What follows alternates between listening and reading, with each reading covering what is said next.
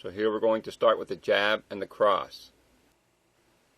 Now the jab cross is found in many of your modern fighting systems, as well as many Asian arts such as Muay Thai, Kali, and Kung Tao. Even your traditional arts have the reverse punch, which is very similar. One of the main things that you want to notice is that you want to execute the punch from where the hand is and not take a big wind up. Also, when one punch goes out, the other fist comes back to protect the face. Also make sure that the wrist is not bent. It should be straight. Your knuckles, wrist, and arm should all be in one straight line. This way you won't injure your wrist when you make contact. If you're having trouble keeping your hands up, you can try this trick. Use an old belt, a towel, or rope.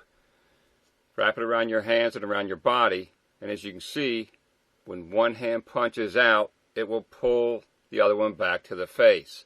This will remind you to keep your face and head covered.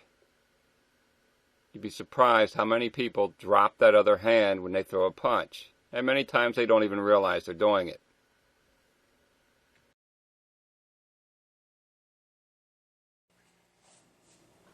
Now the back fist isn't really a straight or linear punch, but I put it in here because it's a good punch to allow you to increase your speed. And you can see where I'm hitting the target. This punch utilizes the back of the hand, the back knuckles. You can also use the bottom pad of the hand to throw a hammer fist type strike. Typically this goes to the side of the head or the temple.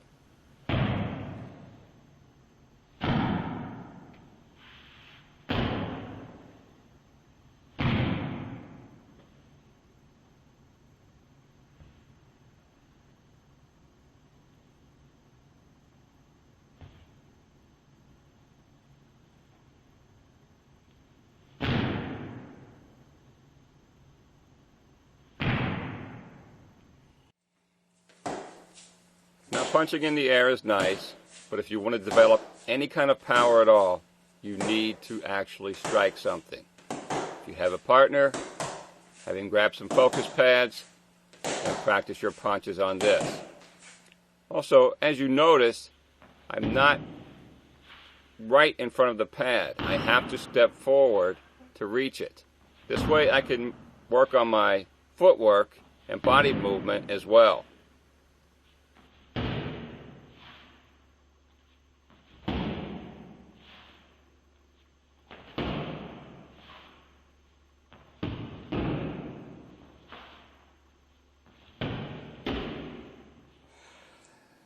Here's a better view of what I was talking about. I keep myself far enough away that I have to propel my body forward. This teaches me to use my footwork and also not to telegraph my moves.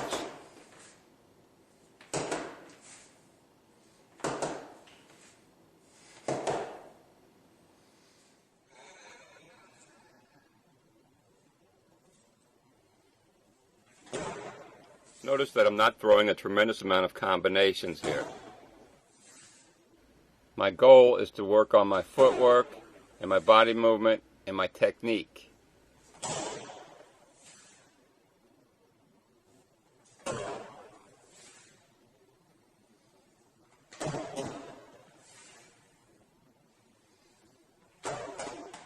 Now I see students do this a lot, but this is not the proper way to do the jab cross, unless of course you're just trying to fatigue the muscles. Even this is not correct because it's not realistic. 1-2 pause, 1-2 pause, 1-2 pause. That's not the way it would work on the street. Your partner is going to have to move around and then present the pads to you to help you to work on your timing and reflexes also. Now this is the way it should be done. Notice how I'm bringing the pad in and he doesn't punch until I present that target to him. Also note how you move around to make it a little more realistic for the street.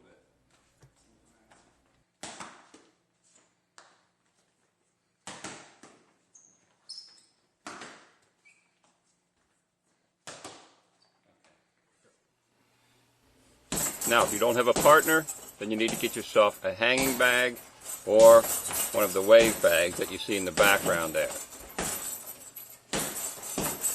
In order to develop any kind of power, you're going to need to actually strike something. Working in the air is great for speed, but you're not going to develop any power at all.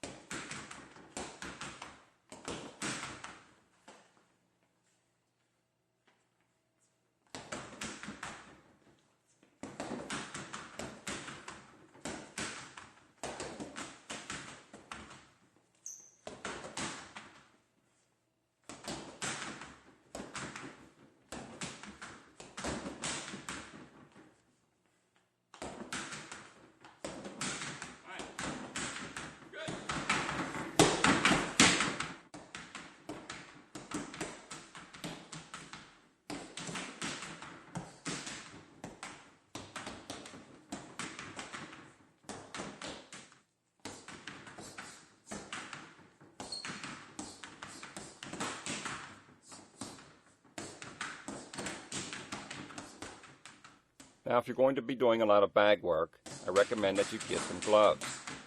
Now, I hear this all the time from martial artists. They don't want to use gloves because they say, I'm not going to have gloves on the street. Yes, this is true. But on the street, you're not going to be throwing 400 punches either, like you do when you're training. So, train smart, get some gloves so you don't injure yourself.